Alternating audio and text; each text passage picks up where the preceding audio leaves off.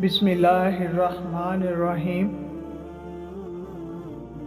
یا اللہ، جب میں مایوس ہو جاؤں تو میری مدد فرما، کیونکہ تیری زندگی کے بارے میں تیرے فیصلے میری خواہشات سے زیادہ بہتر ہیں۔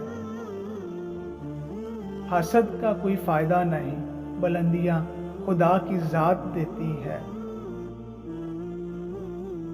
صبر سے رحمت کا انتظار کر، جو چیز تیرے لیے ہے تیرے لیے ہی ہے، اور دیر حکمت پر مبنی ہوتی ہے۔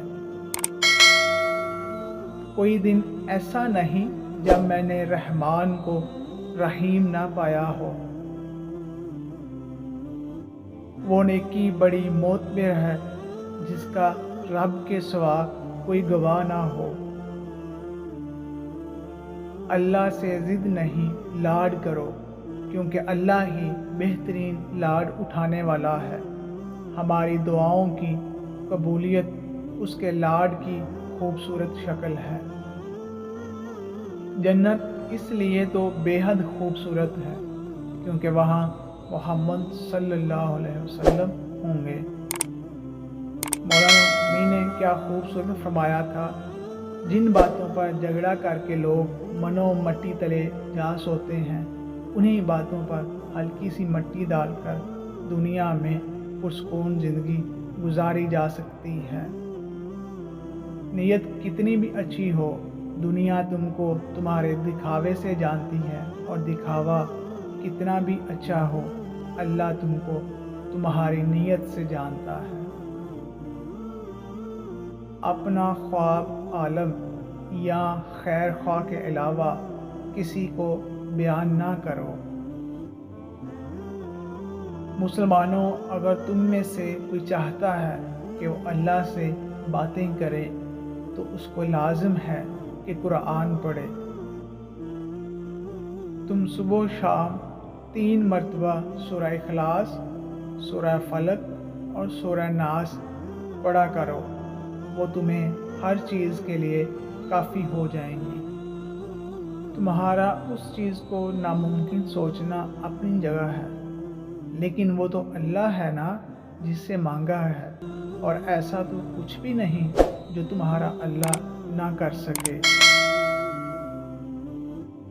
جب اللہ کسی بندے کو پسند کرتا ہے تو اس پر خوب آزمائش ڈالتا ہے۔ کبھی رب سے رب کو بھی مانگا کریں، کیونکہ وہ مل گیا تو کچھ اور مانگنے کی حاجت نہیں رہے گی۔ مسلمان مرد کے پاس اسلام کے بعد سب سے قیمتی چیز اس کی بیوی ہے۔ انسان کا ایمان جتنا زیادہ کامل ہوتا ہے، اتنی ہی وہ اپنی بیوی سے زیادہ محبت کا اظہار کرتا ہے۔ کوئی راستہ نہیں دعا کے سوا، کوئی سنتا نہیں خدا کے سوا۔